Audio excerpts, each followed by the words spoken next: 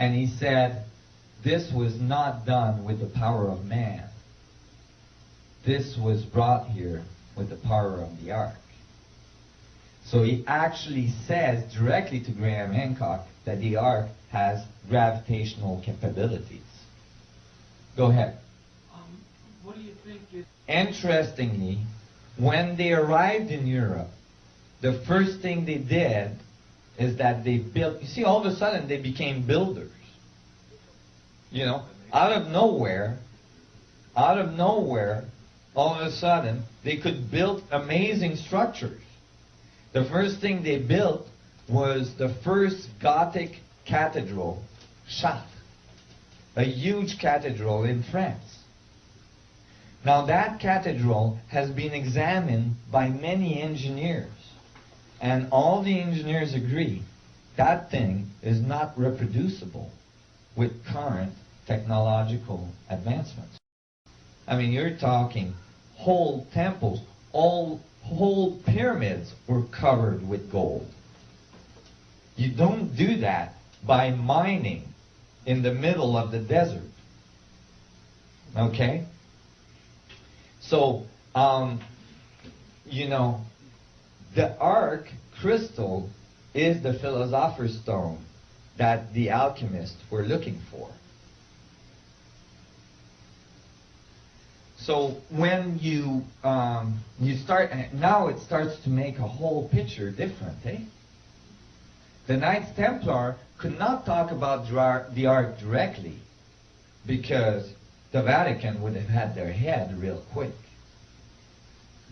So they had to talk about it in terms of magic, in terms of magical spell. They had all these ancient books that had description of the ark. They started to distribute those in underground, you know, grassroots, you know, sectors. And all these became magical texts. That's why you see all these ancient texts appearing in the middle of Europe, like the Kabbalistic texts. And the modern archaeologists and historians think, oh, the Kabbalah came out of the 11th century in Europe. It's not ancient. And all the Jewish people are saying, no, this is ancient knowledge. Right? That's because the historians are confused where the information came from. It came from the Knights Templar. And so they start to distribute this, and they became very powerful. They became very rich, and the King of France started to freak out. The King of France was losing a lot of money, and the Pope was getting very, very worried that the ark was going to become public knowledge. And that would not be good for the Vatican. So the King of France, and this is a historic meeting, the King of France, the Pope of the time, and an Ethiopian delegation got together at the Vatican. And they all talked about it, and they decided they needed the Knights Templars out of there. Now it's no longer the 11th century, we're talking 13th century, the year 1213. On a Friday the 13th, which gave Friday the 13th this bad reputation, the Knights Templars were declared illegal.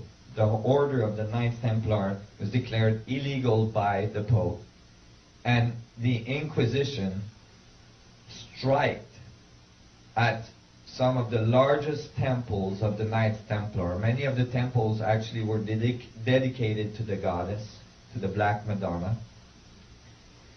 And how things work was brought through the ages, through these two enterprises, the Freemasons and the Knights Templar. And that's why in both of these traditions, you find and I did research this, they both say that their roots was the Knights Templar, and that their knowledge comes from ancient Egypt. You see what I mean? And they both have the highest level of initiation at the 32nd level of initiation. 33rd being, a complementary initiation, actually, because the 33rd is just when you get a direct a house in both of them. But the higher level of initiation in both system is the 32nd level of initiation. So the two put together generate the 64.